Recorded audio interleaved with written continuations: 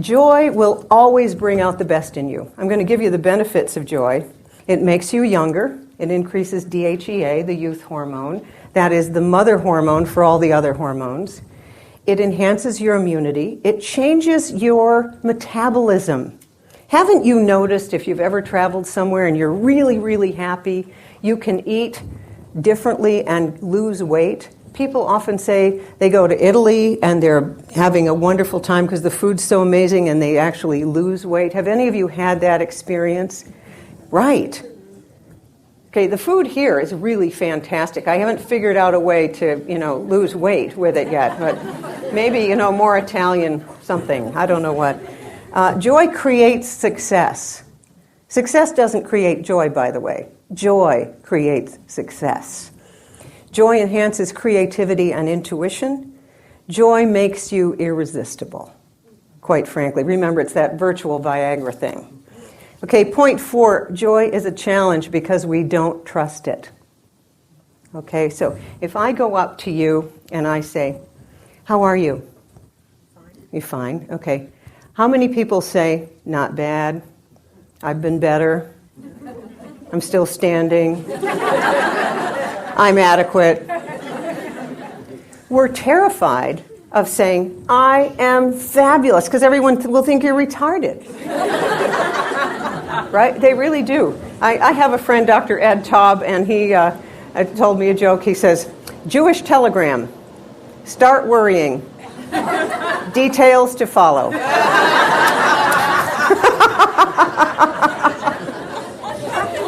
Okay. Dr. Robert Holden, author of Happiness Now, says we use the language of pain to describe joy. I had a hell of a time. She's drop-dead gorgeous. I died laughing.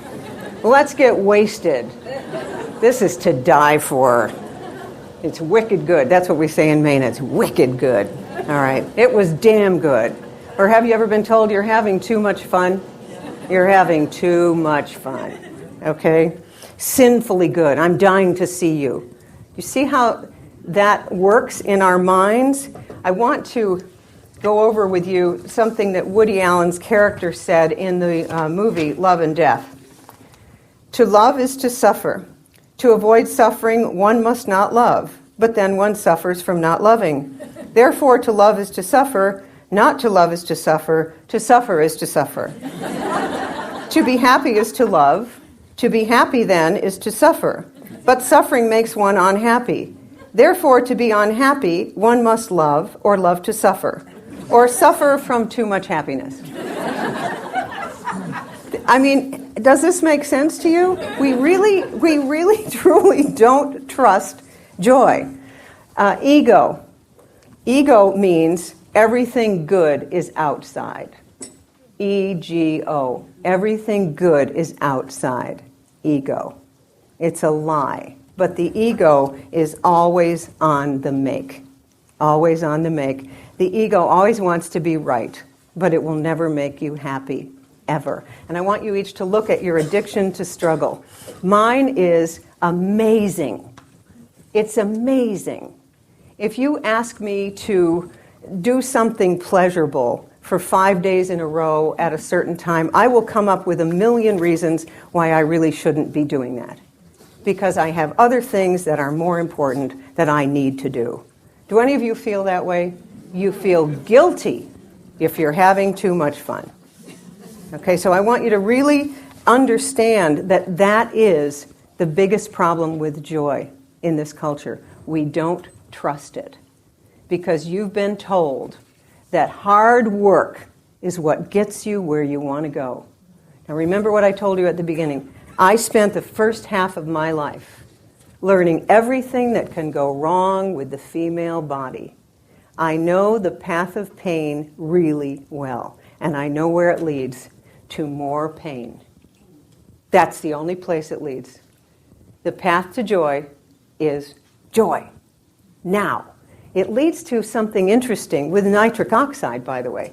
It's an upward spiral. The better it feels, the better it feels, the better it feels, the better it feels, the better it feels. You know that there is no limit to the amount of pleasure your body can feel. However, did you grow up in one of those families with the butt boom? You're having too much fun, and as soon as things got too silly, somebody lowered the boom. Because we have this idea that you're going to pay later. Any of you grow up Irish Catholic? Okay, yeah. All right, then you know what I mean. Okay. Point number 5, joy begins with our habitual thoughts. Napoleon Hill, who wrote Think and Grow Rich, said, thoughts have the peculiar quality of becoming their physical equivalents. Thoughts have the peculiar quality of becoming their physical equivalents. Thoughts have a measurable effect on the hydrogen-oxygen bonds in water. And our bodies are 85% water. So what do you think creates our bodies? Our thoughts. And this is the work of Masaru Emoto, who wrote Messages in Water. How many of you know his work, Messages in Water? Go and take a look at this work. What he shows is water that's been around a song like Heartbreak Hotel has a pattern that's very chaotic and not fun. It's not a very joyous song, right? I did love Elvis, though. I still love Elvis. And then a more uplifting song, which has water crystal patterns that are absolutely gorgeous. And remember, if every thought has a certain pattern, and it's either beautiful or chaotic, then you can choose beautiful over and over and over again and get a beautiful pattern in your life that same way. Here's the bad news. We have 60,000 thoughts per day. This is information from Jonas Chong, who's the PhD psychologist, part of San Aviv Medical Institute in Rosarito, Mexico, where I like to go every January to drink green juice and recreate myself. The place is absolutely wonderful. It's tomorrow's medicine today. But here's what he points out. We have 60,000 thoughts per day. 87% of these are negative and repetitive. Have you had the same thoughts over and over and over again? It's frightening, isn't it? I mean, sometimes you think, if this were a sitcom, it would be canceled out of sheer boredom. Like, how boring can I possibly get here? A mind is a terrible thing to watch, right? And Anne Lamott, one of my favorite authors, said, my mind is a bad neighborhood and I shouldn't go there alone. Isn't it true? It's good, it's true, yeah. Now, there are two main motivations in life. It's doing things out of fear to avoid the consequences of not doing them, or doing things you really want to do. The only sustainable thing for your health is doing things you really want to do. But to do that, you're going to have to wander through that mangrove swamp of your repetitive negative thoughts. 99% of all negative thinking is a gross misrepresentation of reality. I am thrilled that you all came out here tonight because you did something that is most unusual. You defied Storm Center.